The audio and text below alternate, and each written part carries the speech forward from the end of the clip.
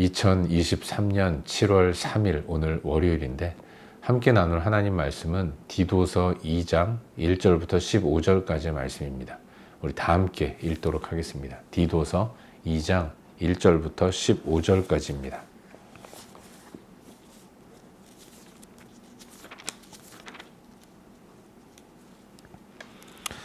디도서 2장 전체인데 우리 다 함께 읽도록 하겠습니다. 함께 읽겠습니다. 오직 너는 바른 교훈에 합당한 것을 말하며 늙은 남자로는 절제하며 경건하며 신중하며 믿음과 사랑과 인내함에 온전하게 하고 늙은 여자로는 이와 같이 행실이 거룩하며 모함하지 말며 많은 술의 종이 되지 아니하며 선한 것을 가르치는 자들이 되고 그들로 젊은 여자들을 교훈하되 그 남편과 자녀를 사랑하며 신중하며 순전하며 집안일을 하며 선하며 자기 남편에게 복종하게 하라. 이는 하나님의 말씀이 비방을 받지 않게 하려 함이라. 너는 이와 같이 젊은 남자들을 신중하도록 권면하되 범사에 내 자신이 선한 일에 본을 보이며 교훈에 부패하지 아니함과 단정함과 책망할 것이 없는 바른 말을 하게 하라. 이는 대적하는 자로 하여금 부끄러워 우리를 악하다 할 것이 없게 하려 함이라. 종들은 자기 상전들에게 범사에 순종하여 기쁘게 하고 거슬러 말하지 말며 훔치지 말고 오히려 모든 참된 신실성을 나타내게 하라. 이는 범사에 우리 구주 하나님의 교훈을 빛나게 하려 함이라. 모든 사람에게 구원을 주시는 하나님의 은혜가 나타나 우리를 양육하시되 경건하지 않은 것과 이 세상 정욕을 다 버리고 신중함과 의로움과 경건함으로 이 세상을 살고 복스러운 소망과 우리의 크신 하나님 구주 예수 그리스도의 영광이 나타나심을 기다리게 하셨으니 그가 우리를 대신하여 자신을 주심은 모든 불법에서 우리를 속량하시고 우리를 깨끗하게 하사 선한 일을 열심히 하는 자기 백성이 되게 하려 하심이라. 너는 이것을 말하고 권면하며 모든 권위로 책망하여 누구에게서든지 업신여김을 받지 말라. 아멘. 복된 새 하루가 시작되었습니다. 특별히 오늘은 한 주간의 세상에서의 삶을 시작하는 월요일인데 오늘 하루도 또 이번 한 주간도 하나님의 은혜 가운데 주의 도우심을 따라 잘 살아갈 수 있기를 바랍니다. 내 힘으로 사는 것 아니고 주의 은혜로 사는 것입니다. 그 은혜를 힘입고 이번 한 주간을 잘 살아가는 저와 여러분 우리 모두가 될 수 있기를 주의 이름으로 축원합니다. 우리는 7월을 시작하면서 그동안 묵상해온 로마서 말씀을 마무리 짓고 또 디도서 말씀을 함께 묵상하기 시작했습니다. 오늘은 7월 3일 월요일인데 방금 읽은 말씀인 이 디도서 2장 1절부터 15절까지의 말씀, 디도서 2장을 살펴보는 가운데 우리에게 주시는 은혜와 도전들을 함께 나누기 원합니다. 여러분, 우리가 새롭게 묵상하기 시작한 디도서는 바울이 믿음의 아들이라는 영적으로 낳은 아들이라는 디도에게 보낸 편지입니다. 바울은 그레데라는 지역에서 복음을 증거했습니다. 이 지역이 섬이다 보니까 항구가 많이 있었고 또 항구 도시답게 소위 유동인구가 많이 있는 곳이 그레데라는 지역이었던 거죠. 바울은 죄인의 신분으로 로마로 압송을 당했습니다. 그리고 로마에 도착하고 약 2년 정도 가택 구금을 당한 상태에 있었고 그 후에 자유의 몸이 잠깐 되었을 때 그레데 섬을 방문한 것 같습니다. 그리고 다른 지역으로 옮기면서 디도를 남겨두고 디도로 하여금 그레데의 여러 교회들을 돌보고 섬기도록 목양 사역을 맡겼던 거죠. 바울은 영적 아들인 디도가 그곳에서 목회할 때에 잘 감당할 수 있도록 편지를 썼는데 그게 디도서인 것이죠. 그래서 이 디도서를 가리켜서 목회 서신이라고 이야기를 합니다. 바울은 모두 13개의 편지를 써서 각 교회들과 목회자들에게 보냈는데 에베소 교회를 섬기던 디모데에게 그리고 그레데 지역의 교회들을 돌아보는 디도에게 보낸 편지, 이 디모데 전서, 후서, 그리고 디도서 세 성경을 가리켜서 목회 서신이라고 부릅니다. 목양하는 목회자인 디모데와 디도에게 목양을 잘 감당하도록 격려하고 응원하고 또 사랑의 메시지를 전하면서 자신의 경험을 담아 성도를 이렇게 돌보아야 하지 않겠느냐라는 내용으로 쓴 편지가 이 목회 서신인 것입니다. 바울은 그레데 지역을 돌아보면서 전도했기 때문에 그곳의 사람들이 어떤 자들인지를 잘 파악하고 있었습니다. 무엇보다도 그들은 이 거칠고 사나운 성정을 가진 사람들이었죠. 그리고 소위 뜨내기 사람들이 많이 있었습니다. 그렇기 때문에 오래 볼 사람들이 아니라고 생각하면서 서로에 대해서 막하는, 거짓말도 서슴지 않는 이런 모습들이 많이 있었던 거죠. 그런 사람들에게 복음을 전했고, 그런데 감사하게도 그들이 예수를 믿고 하나님의 교회가 되었고 공동체를 이루게 된 것입니다. 이제 신실한 믿음의 영적 아들인 디도를 그곳에 남겨두면서 목회하도록 명했고, 그리고 바울은 다른 곳으로 옮겨갔지만 그래도 걱정이 많이 되는 것이죠. 잘하고 있을까? 그런 걱정스러운 마음이 커서 바울은 펜을 들어 디도에게 편지를 써 내려왔던 것입니다. 오늘 묵상하는 본문에서 바울은 디도를 향해서 교회 내 각양각층의 사람들을 잘 돌아보도록 권면하고 있는 것을 보게 됩니다.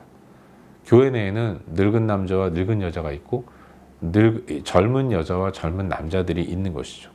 그들을 각각 어떤 내용으로 권하고 살피며 목양해야 하는지를 가르쳐주고 있는 거예요.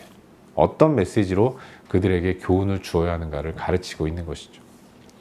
여러 권면의 말이 있는데 무엇보다도 늙은 남자와 여자들에게는 신중할 것을 권하라라고 디도에게 이야기합니다. 신중해야 할 영역은 바울은 주로 말에 대해서 이야기를 하고 있어요. 연세가 지긋한 분들은 많은 경험을 갖고 있는 사람들입니다. 그러다 보니까 한마디 한마디를 하더라도 젊은 사람들에게 주는 영향력이 큰 것이죠. 아무리 젊은 사람들이 어른들의 말을 잔소리로 듣고 이렇게 무시하는 것처럼 보이지만 그래도 그들의 이야기 한마디 한마디 마음에 담을 수밖에 없는 것이고 고대 사회에서는 더 그랬을 것입니다. 요즘 같은 사회는 지식정보 사회라고 이야기를 하기 때문에 여러 가지 다양한 매체나 또 다른 수단들을 통해서 정보를 많이 얻고, 그래서 젊은 사람들이 연세가 지긋한 분들보다 더 빠르고 더 많은 지식을 소유했다고 말할 수 있을지 모르겠지만, 고대 사회일수록 어른들의 경험이, 그 경험에서 나오는 한마디 한마디가 젊은 사람들에게는 더 무겁고 크게 다가올 수 있는 것입니다. 그랬기 때문에 더 신중하게 어른들은 이야기해야 한다는 거죠. 특별히 늙은 여자에 대한 주문에서 모함하지 말라라는 권면이 있는데, 이것은 중상모략을 의미하는 거예요.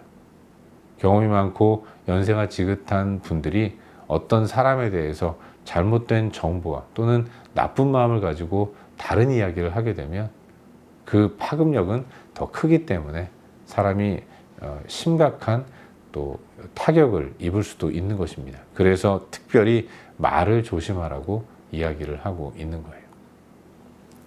젊은 남자와 여자에 대한 권면은 특별히 가정생활에 강조점이 주어지는 것을 읽을 수 있습니다. 젊은 여자들은 남편과 자녀를 사랑하는 가운데 집안일에 힘쓰라고 권면합니다. 남자들도 신중하도록 주의시키고 있는 것이죠.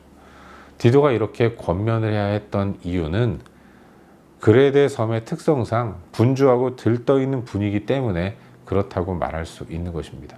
많은 유동인구가 있고 도시 전체가 안정된 그런 사회는 아니었던 것이죠. 항구이고 또 많은 사람들이 무역을 위해서 왔다 갔다 하는 곳이기 때문에 자칫 가정을 소홀히 하고 바깥 일에만 집중하는 여자들이 많이 나타날 수 있는 것이고, 남자들도 가정을 소홀히 하면서 나쁜 생각을 하는 경우도 많이 있을 수 있는 것입니다.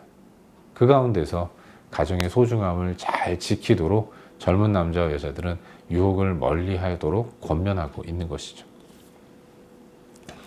종들을 향해서도 바울은 디도에게 권면을 주라고 명합니다. 종들이 따라야 할 모습은 순종인 거예요. 참된 신실성과 충성됨을 주인에게 보이라고 이야기를 하고 있는 것이죠. 바울은 이렇게 각양각색의 성도들을 양육함에 있어서 양육자인 디도가 자신의 목회적 권위가 흔들리지 않을 수 있도록 바른 삶을 살아야 한다는 도전을 잊지 않고 있습니다. 그래서 누구에게서든지 업신여김을 받지 말라라고 디도에게 분명하게 가르침을 주고 있는 것입니다. 이것이 오늘 우리가 함께 묵상하고 있는 본문의 전반적인 내용이고, 오늘도 이 말씀 가운데서 한 가지만 깊이 한번 살펴보는 가운데 우리의 기도 제목으로 삼고 또 함께 기도하기를 원합니다. 여러분, 오늘 묵상하는 본문 가운데서 우리 다 같이 7절과 8절 두 구절 말씀을 함께 읽도록 하겠습니다. 7절과 8절입니다. 읽겠습니다. 범사에 내 자신이 선한 일에 본을 보이며 교훈에 부패하지 아니함과 단정함과 책망할 것이 없는 바른 말을 하게 하라.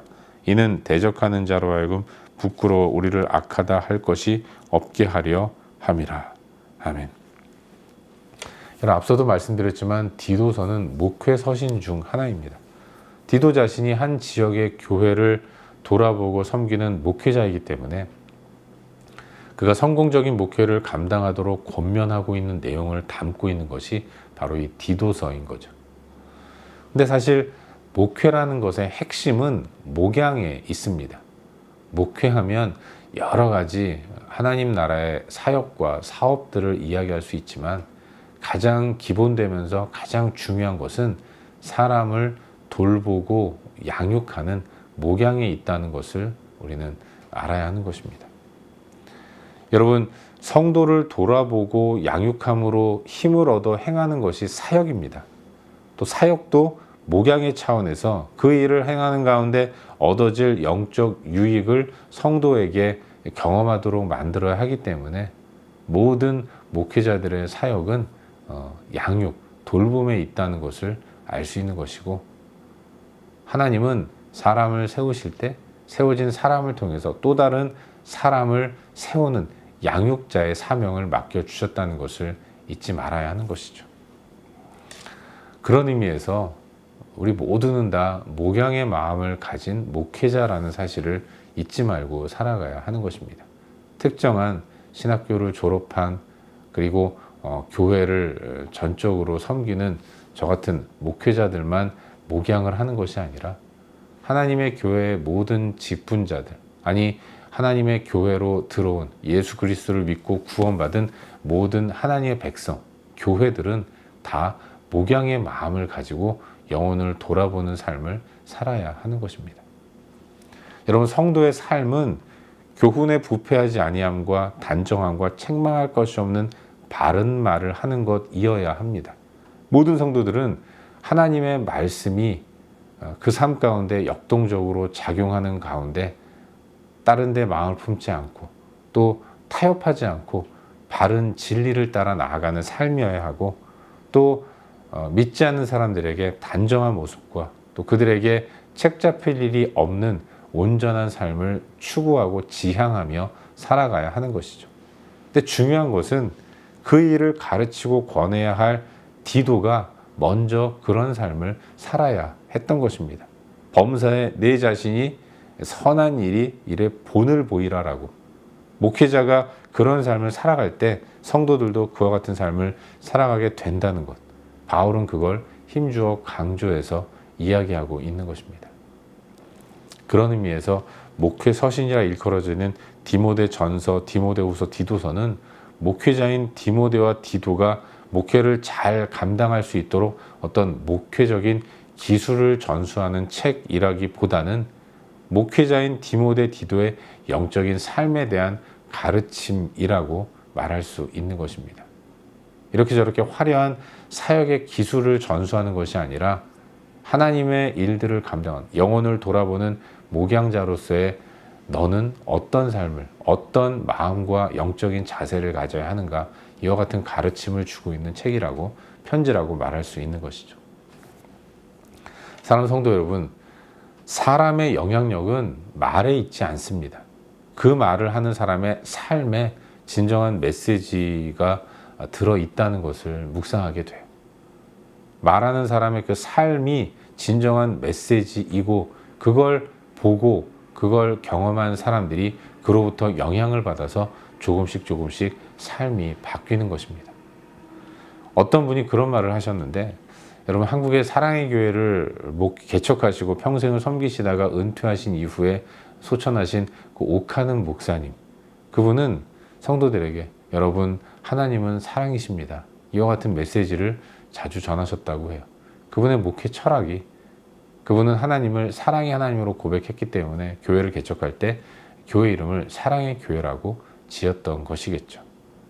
그런데 평생을 목회하면서 삶으로 부딪히고 깨지고 다듬어진 그분이 하나님은 사랑이십니다 라고 이야기할 때 많은 사람들은 그 말씀에 공감하면서 정말로 하나님은 사랑의 하나님이시다 라고 느끼는 가운데 사랑의 하나님을 바라보았습니다. 하지만 똑같은 이야기, 하나님은 사랑이십니다, 이 말이 성경에 기록된 진리의 말씀이기 때문에 목회 초년병, 신학교를 바로 졸업하고 목사 안수를 바로 받은 젊은 목회자가 하나님은 사랑이십니다 라고 이야기할 때 그 메시지는 어떤 의미에서는 가슴까지 이어진다기보다는 머릿속에 남는 메시지가 될 수밖에 없을 것입니다. 그만큼 어떤 삶을 살았느냐 하는 것이 중요한 것이고, 그와 같은 삶이 또 다른 메시지로 여러 사람들에게 들려지게 된다는 것을 우리는 기억해야 하는 것입니다. 우리의 모습이 그와 같아요. 가장 강력한 힘은 말이 아닌 삶이라는 것, 이걸 무겁게 받아들이면서 그야말로 본을 보이는 삶의 자세를 잃지 않고 살아갈 줄로 믿습니다. 교회인 우리는 복음을 전하는 사람들입니다. 더 나아가서 거기에만 그치는 것이 아니라 복음 전에서 예수 믿은 사람들이 복음을 전하는 사람으로 세워질 수 있도록 돌보고 양육하는, 어떤 의미에서 우리는 다 하나님 앞에서 목회적인 사명을 갖고 있는 사람들이라는 것을 잊지 말아야 하는 거예요. 우리가 그 일을 어떻게 감당해야 하는가, 중요한 건 본입니다. 나부터 그런 삶을 살아가야 한다는 거죠. 그때 메시지는 삶을 통해 힘이 공급되는 것입니다. 그게 영향력으로 나타나게 된다는 것, 우린 그걸 잊지 말아야 하는 것이죠. 우리가 그렇게 본이 되는 삶을 살아갈 때 우리 자신이 스스로 교훈에 부패하지 아니함과 단정함과 책망할 것이 없는 바른 말을 할 때 그 모든 영적인 유익은 1차적으로는 나에게 주어지는 것 아니겠습니까? 그런 면에서 볼 때 목회자로서의 삶이 마냥 힘들고 괴로운 것만은 아닌 거죠. 이와 같은 큰 유익이 목회자에게 있는 것입니다. 이 목회자로서 얻는 유익, 그것은 저만 갖는 것이 아니라 우리 모두가 다 함께 공유해야 할 하나님의 은혜라는 사실을 잊지 마시기를 바라요. 바라기는 오늘 우리들의 삶이 믿지 않는 자들에게 믿음을 전하는 자로서의 삶의 모범을 보이는 그런 복된 하루를 사는 우리 모두가 될 수 있기를 주의 이름으로 축원합니다. 기도하겠습니다. 함께 기도할 때 오늘 주신 말씀 붙들고 기도하기로 하는데요. 하나님, 오늘도 본이 되는 삶을 살게 하여 주시옵소서. 주신 말씀 붙들고 함께 기도하기로 합니다. 또 기도할 때 우리의 중보가 필요한 많은 영역들을 위해서 기도하시기를 바라요. 여러 또 환우들, 또 말 못할 어려움들을 안고 있는 지체들, 그들을 위해 중보 기도해 주시고, 선교사님들과 또 이 땅 호주를 위해서, 또 조국을 위해서 여러 가지 중보할 영역들을 위해 기도하신 이후에 각자 개인적인 기도 제목 가지고 기도하시다가 일상의 삶의 자리로 나아가도록 하겠습니다. 함께 기도합시다.